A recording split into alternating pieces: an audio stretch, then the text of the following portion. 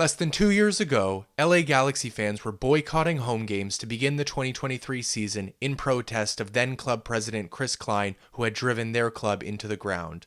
Now, in the following season, the winningest club in MLS history has returned to the top of American soccer behind an unbeaten season at home with their record 6th MLS Cup championship. So how did it happen, and why should fans be given the credit? As a journalist who has covered soccer in Los Angeles for the past few years, allow me to explain. Chris Klein took over as president of the LA Galaxy in January of 2013 when the club was thriving after consecutive championships in 2011 and 2012. That didn't immediately slow under Klein either, who won with Galaxy again in 2014. But after 2014, the club went downhill under his leadership, earning the wooden spoon in 2017 with a dead last finish in Major League Soccer, and failed to qualify for the playoffs 4 different times under his reign, more than Galaxy had in the entire previous history of their club prior to his arrival. As a result, Galaxy fell out of relevance, not only within MLS, but within their own city, as LAFC entered the league in 2018, winning the Supporters' Shield in 2019, and then completing the double with their first MLS Cup in 2022. At the same time, Galaxy was sanctioned by MLS, including a $1 million fine and a transfer ban brought on by Chris Klein for violating MLS transfer rules by paying Christian Pavone extra money under the table, which would have classified him as a designated player. Instead, Klein tried to classify him as a TAM player. That did not get by MLS. Then, the final straw came for Galaxy fans. In January of 2023, Galaxy re-signed Chris Klein to a contract extension, and fans could not believe it.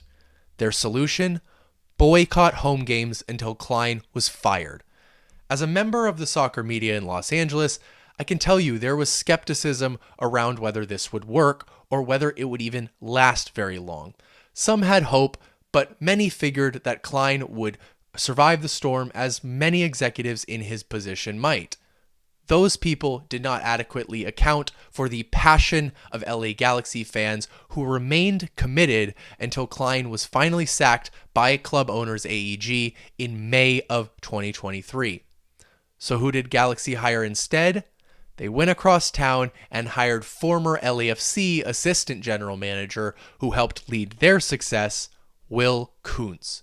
Originally appointed as the SVP of player personnel, Kuntz was promoted to general manager at the end of the 2023 season, following the departure of Klein, and started making moves to become the second domino in Galaxy's resurgence. Those of you who watched my content back then will know I was advocating for Kuntz's promotion even during the boycotts, and was obviously very supportive when he earned the job because I knew he was the right guy for the job.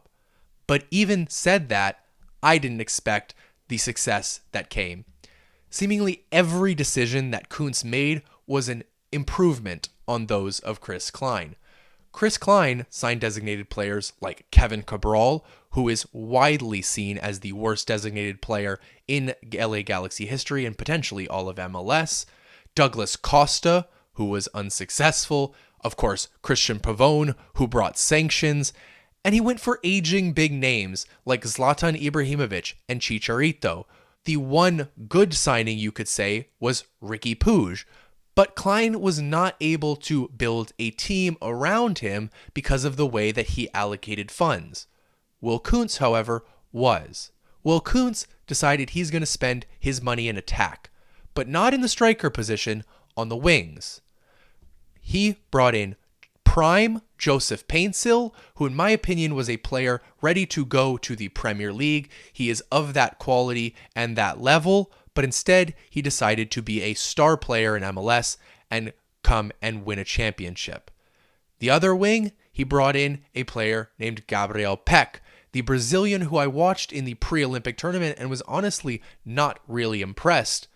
But of course, Will Kuntz knew what he was doing, as Gabriel Peck hit the ground running in MLS, winning Newcomer of the Year in the league. But of course, he didn't target that striker. Why? Because he knew that Dejan Joveljic was waiting in the wings, a striker who, alongside these DPs, could help lead the attack. Klein didn't trust him, Kuntz did. Turns out, Dejan Joveljic was ready to lead the attack, of course having a great year, and ended by scoring the winning goal in the Western Conference Final and MLS Cup. Of course, still, Kuntz did get the big name in Marco Reus to sell the jerseys, but he would not pay him the DP money like Klein would have. Following that trend, Kuntz found value where Klein couldn't in defense to provide the ability to spend in attack as he did. In his captain, he brought in Maya Yoshida on a free transfer with a contract under $900,000. He brought in Mickey Yamane on a contract around $600,000, Edwin Cerrillo on a contract around $400,000, John Nelson on a contract under $300,000, Amiro Garces also under $300,000, and of course, the player he brought over with him from LAFC, the former LAFC MVP in the 2022 MLS Cup, John McCarthy, who was still on a contract of under $300,000. All of this is a result of Kuntz not hiding from the pressure like Klein did. When Klein was being protested, he was nowhere to be seen. But when Kuntz took the job, he immediately, of course, did a ton of media interviews and told the media that he expected fans to say, quote unquote, Kuntz out soon enough, not because he expected to fail like Klein did and result in Klein out protests, but because he knew it was a demanding club, and he was clearly ready for it. Kuntz worked hand in hand with former Galaxy player and already MLS Cup winning manager Greg Vanney to build the team that Galaxy needed to return to the top. Because as we know, the only way that you're going to succeed in MLS is if your general manager and your head coach are working together flawlessly. From talking with Vanney throughout the season, he told me that the vision of LA Galaxy never changed in the style of play that they wanted or in the level that they wanted to compete at within the league. From that, what I take away is that the one big change in LA Galaxy's remontada was Will Kuntz. Now, of course, the transfer business backs that up behind a host of Kuntz additions to the lineup. Galaxy are back on top of MLS with their record 6th MLS Cup championship, but they did it by scoring the most goals ever in an MLS Cup playoff run. The Galaxy are back to their full throttle, outscore their opponent, and most importantly, winning ways.